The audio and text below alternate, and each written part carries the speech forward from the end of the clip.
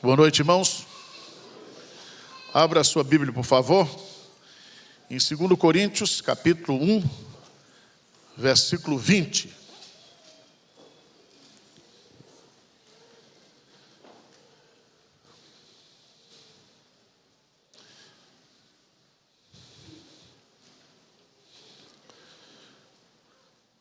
Eu gostaria de, à luz desse versículo, trabalhar algumas promessas de Deus para a nossa vida. Então, pessoal aí fica esperto. Você aí pode acompanhar também na sua Bíblia. Vai ser um sermão meio diferente. E eu posso pregar porque o Hernando não está aqui para me fiscalizar, então eu... né?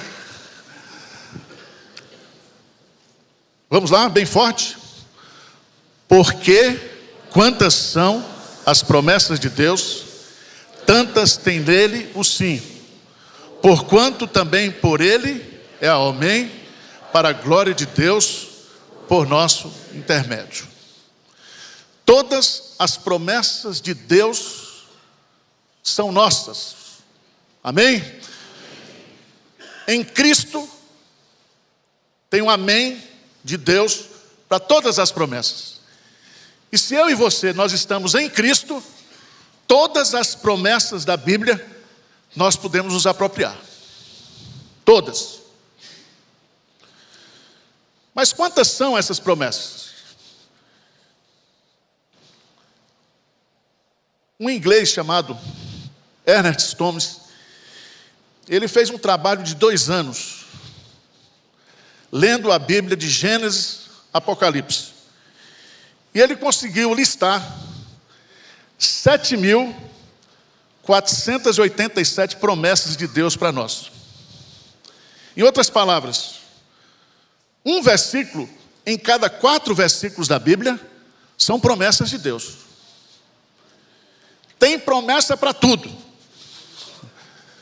Todas as nossas necessidades, tudo aquilo que eu enfrento como cristão nessa vida, Deus tem promessa para nós.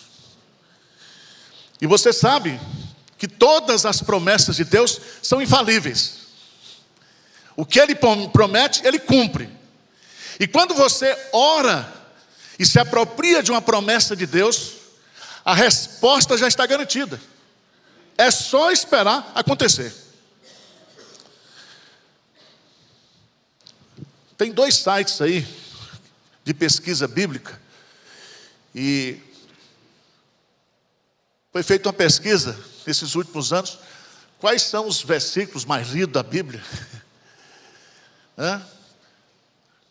Quais são as promessas mais lidas e meditadas pelos internautas? Mais de 2 bilhões de consultas por ano. E eu identifiquei algumas. E eu queria justamente tratar essas promessas com você nessa noite.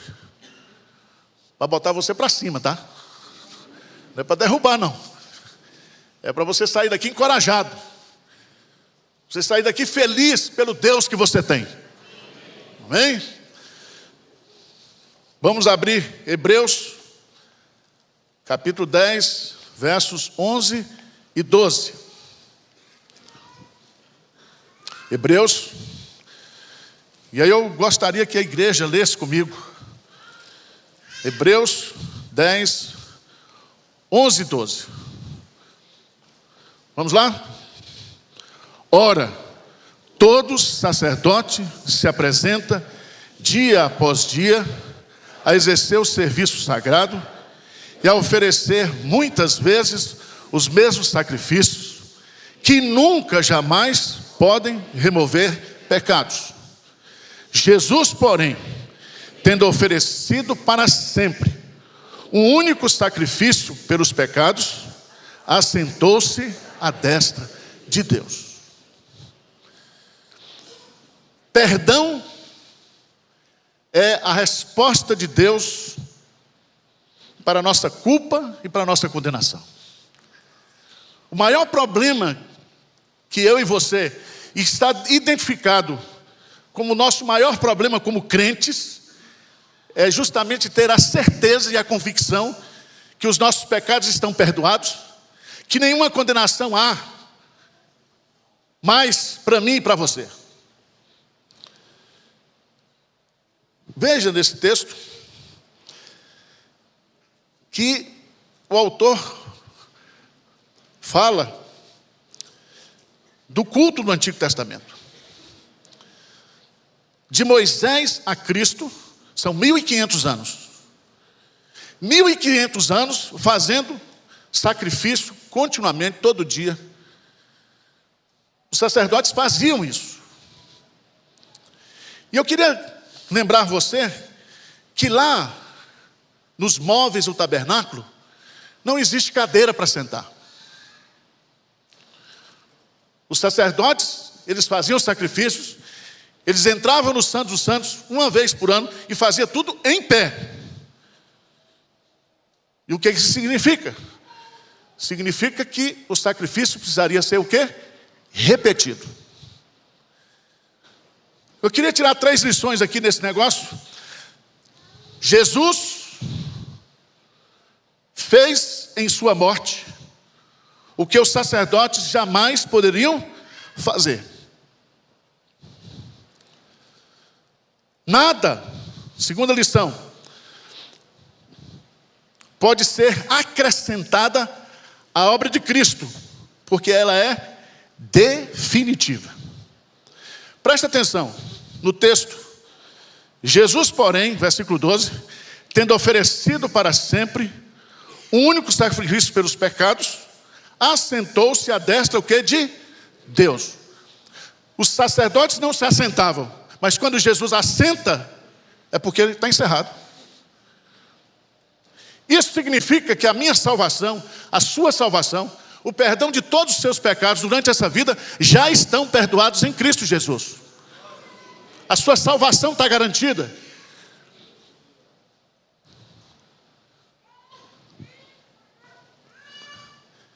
Porque a sua obra, ela está consumada. A nossa salvação está garantida. Nenhum sacerdote se assentou. Jesus é o que assenta. Por isso que é o detalhe do texto. Ele assentou.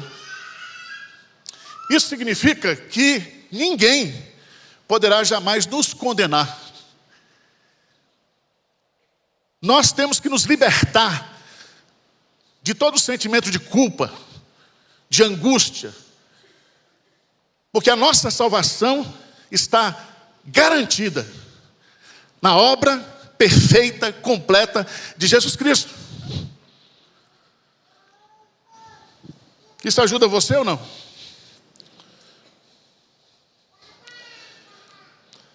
Veja no versículo 14 de Hebreus 10, 14. Vamos ler juntos? Porque com a única oferta aperfeiçoou para sempre quantos estão sendo o quê? Santificados. Aperfeiçoou para sempre. Diz um amém aí, bem forte. Você está salvo da cabeça aos pés. O sangue de Jesus lavou você. Nenhuma culpa, nenhuma condenação poderá ser escrita novamente na nossa conta. Jesus pagou por todos os nossos pecados. Mas há uma segunda promessa. Hebreus, capítulo 13.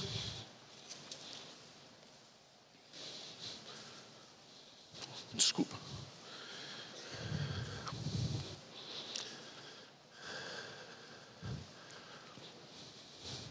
Versículo 5. Vamos ler bem forte. Vamos lá?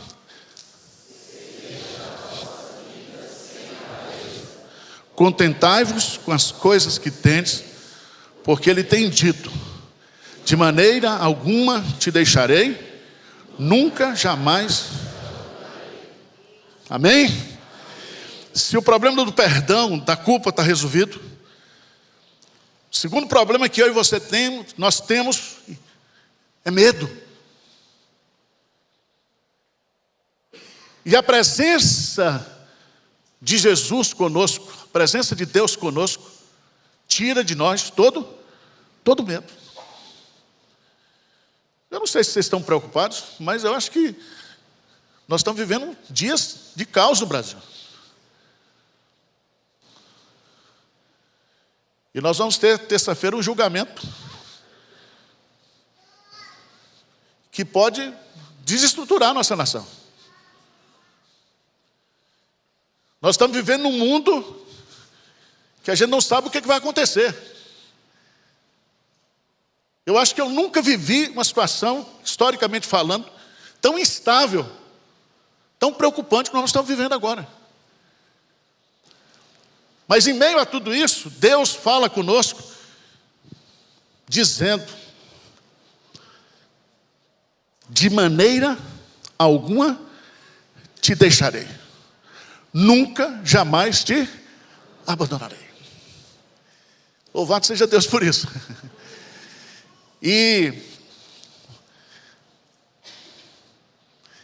essa expressão aparece, eu vou escolher 4 personagens. O primeiro está lá em Gênesis 28:15. Jacó, o trapaceiro.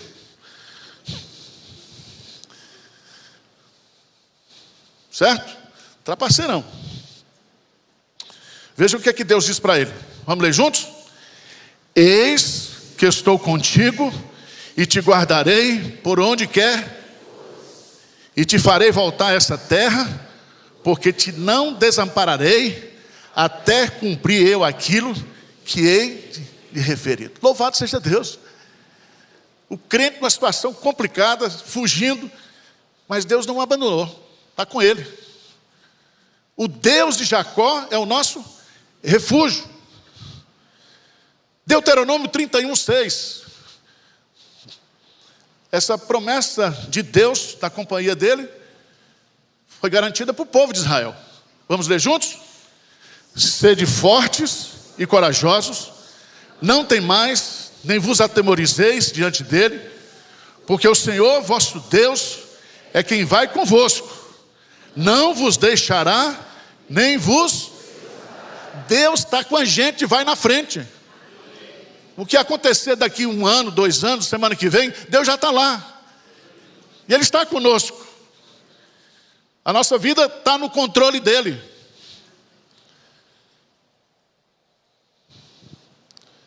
Josué capítulo 1, versículo 5. Josué vai começar uma nova fase do povo de Deus. Vai tomar posse da terra que Deus vai dar. E veja o que diz. Lê juntos, bem forte, que diz: ninguém te poderá resistir todos os dias da tua vida. Como fui com Moisés, assim serei contigo. Não te deixarei, nem te desampararei. Amém? Toma posse. Deus está cuidando de você. Deus está cuidando de nós. Ele está conosco. Veja o que está lá em 1 Crônicas 28:20.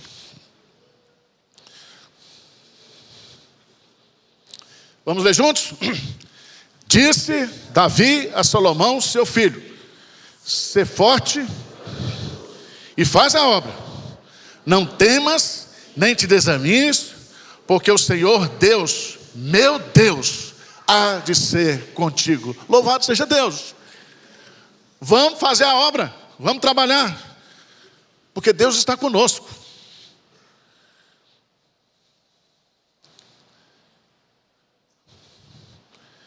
Perdão, a resposta de Deus para a sua culpa e sua condenação. Sua presença, o seu cuidado, a resposta de Deus para todos os nossos medos.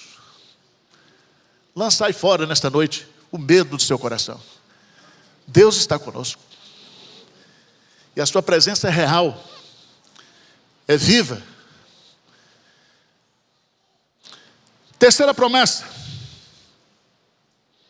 Resposta de Deus para aquele que está sendo tentado. Abra sua Bíblia. 1 Coríntios capítulo 10.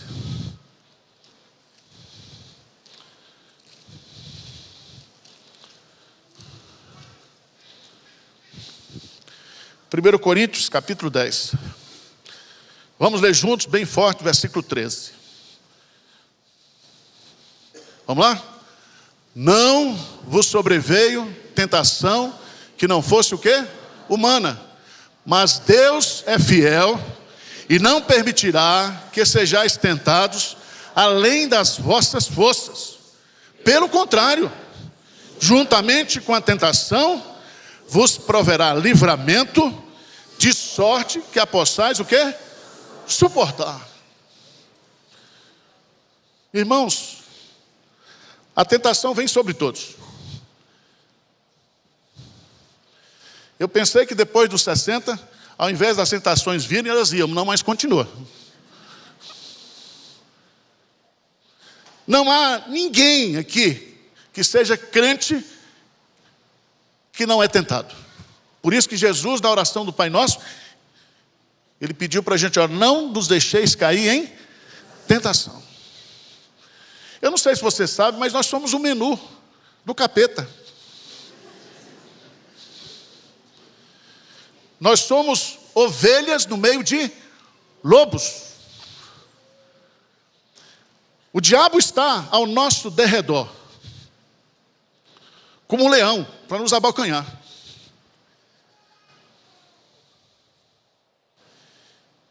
Então, quando você vive isso, ou se você está vivendo algum tipo de tentação na sua vida, em qualquer área, em qualquer esfera da sua vida, Deus não permitirá que você seja colocado em uma situação que você precise cair em pecado.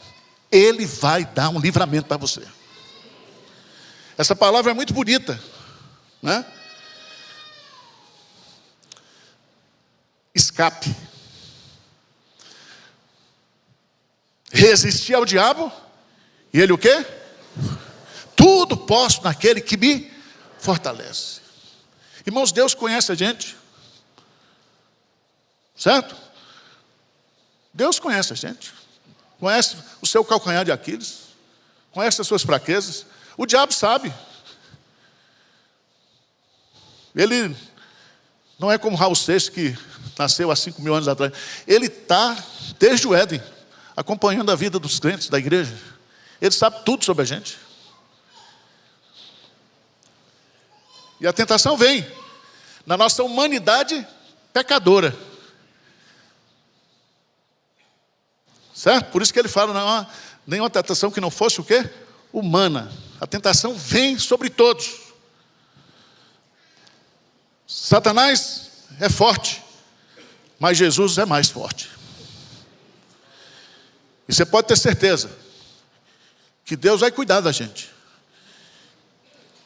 E lá no Salmo 37, diz que se nós cairmos, nós não ficaremos o quê? Prostrados, porque Ele não larga a nossa mão. Ele nos levanta. Ele tem prazer na misericórdia. Tem prazer na misericórdia.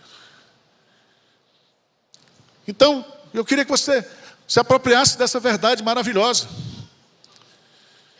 É que Deus sempre vai nos proteger. Terceira promessa. Filipenses capítulo 4, versos 6 e 7. Isso aqui ninguém tem, só eu. Um negócio chamado ansiedade. Quem é ansioso aqui? Medicado, tudo direitinho? Tá certo. O ansioso, ele antecipa sofrimentos que não existem. Ele traz o amanhã para o hoje. E a ansiedade nos paralisa.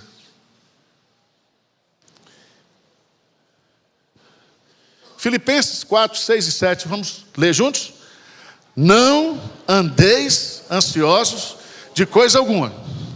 Em tudo, porém, sejam conhecidas diante de Deus as vossas petições pela oração e pela súplica com ações de graça. E a paz de Deus, que excede todo entendimento, guardará o vosso coração e a vossa mente em Cristo Jesus. Essa promessa é para nós. Paz é a resposta de Deus para a sua ansiedade e para a minha ansiedade. Ele derrama paz. E Ele derrama isso por causa também da oração. O meio para se apropriar dessa paz é a oração. Por isso você cantou aqui hoje, na oração encontro paz, encontro calma.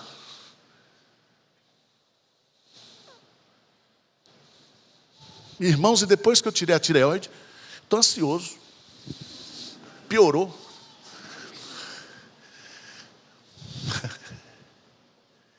Eu estou tomando até um remedinho. O nome de uma francesa, AIB. Todo dia eu tomo 20 miligramas. E eu fico, Senhor, me dê paz, mas me dê logo.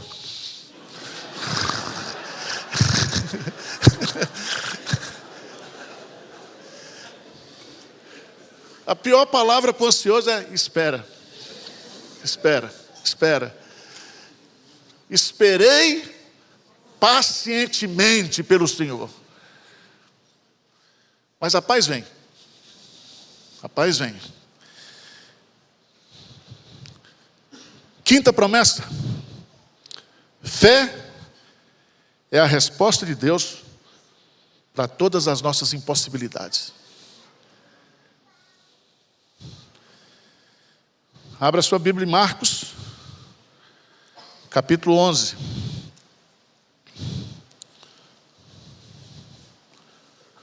Marcos, capítulo 11.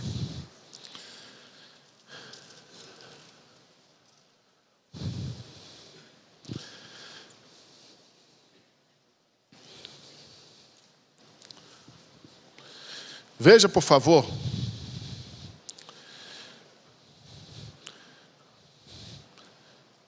A partir do versículo 22.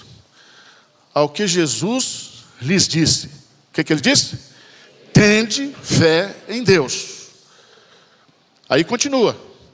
Porque em verdade vos afirmo, que se alguém disser a este monte, ergue-te e lança-te no mar, e não duvidar no seu coração, mas crer que se fará o que diz, assim será com ele. Versículo 24, vamos tomar posse. Por isso vos digo, que tudo quanto em oração pedirdes, crede que recebestes, e será o quê? Convosco. Por que Jesus usou esse negócio de monte ser lançado do mar? Eu nunca vi nenhum comentarista explicar isso. E eu fico imaginando Jesus falando isso lá em Jerusalém, do monte, para jogar no mar, a montanha. Isso é um exagero de Jesus, porque isso jamais seria possível. O que Jesus está colocando aqui é que não existe para a fé nenhuma impossibilidade. Se você crê, se você está diante de uma situação impossível de resolver, e você tem fé em Deus, e você ora, e você crê, não duvida, a coisa acontece.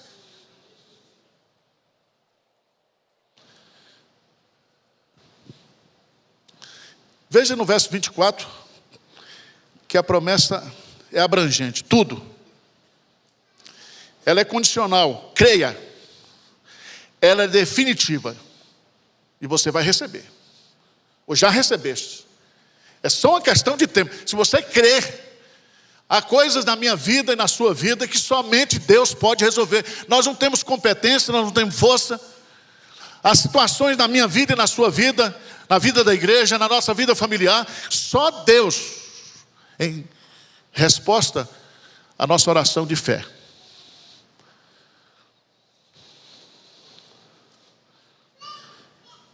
Sexta promessa. Essa promessa, em 2010, foi a promessa mais lida nos sites. 2 bilhões de acessos.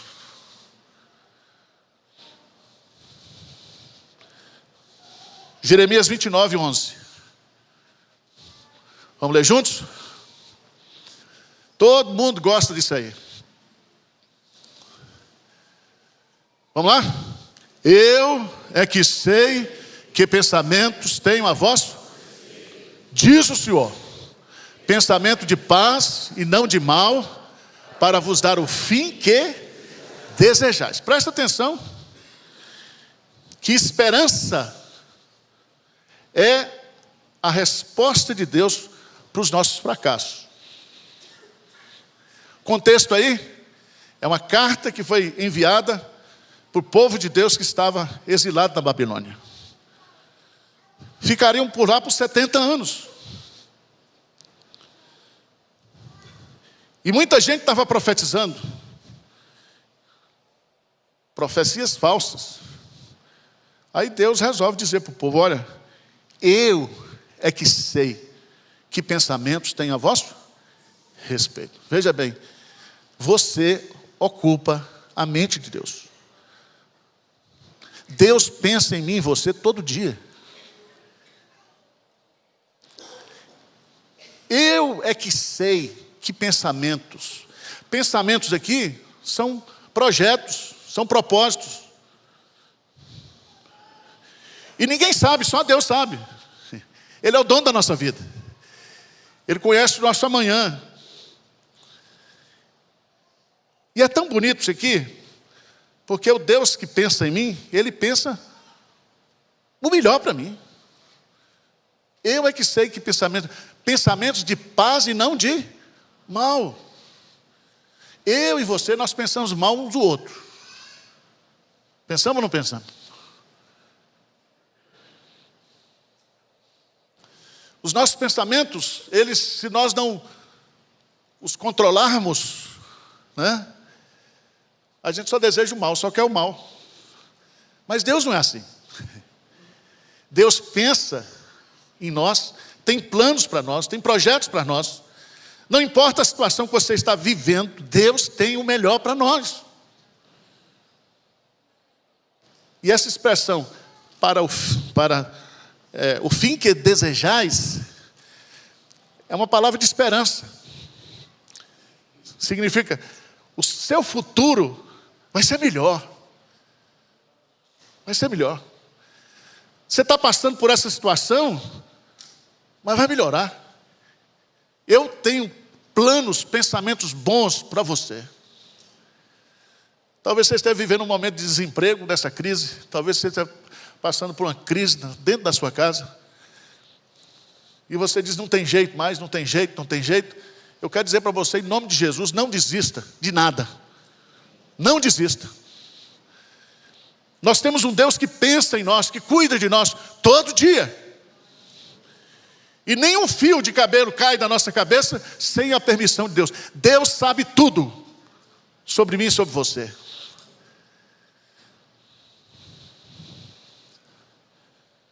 Para terminar, tudo está piorando e você está melhorando. 1 Tessalonicenses 5.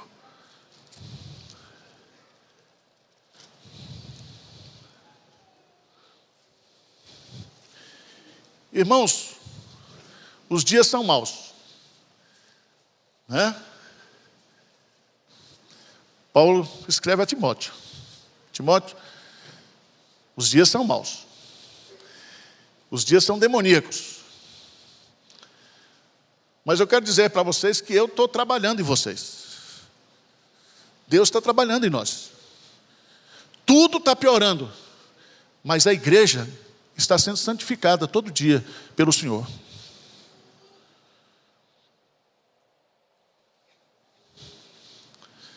Vamos ler juntos? 1 Tessalonicenses 5, 23 e 24. O que diz aí?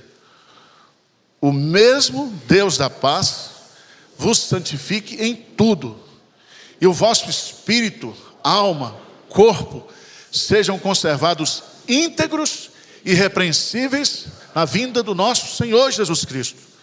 Fiel é o que vos chama, o qual também o quê? O fará. Deus está nos santificando, o Deus da paz, para que nós possamos integralmente, corpo, alma e espírito, o homem na sua totalidade, possa ser apresentado, ou possa se apresentar de forma irrepreensível na vinda de Jesus. Às vezes a gente, irmãos, não está tendo uma compreensão correta do que está acontecendo na igreja. A gente só vê os pecados da igreja, os defeitos da igreja. Mas Jesus está na igreja, a igreja é dele. E tem muita coisa boa acontecendo. Só está acontecendo coisa boa, como diz o pastor Mariano. Só coisa boa. O Deus que nos chamou, Ele vai completar a obra na nossa vida. Se você está desanimado, triste, decepcionado, será que eu estou melhorando ou estou piorando? Você está melhorando. Pode piorar por fora, mas por dentro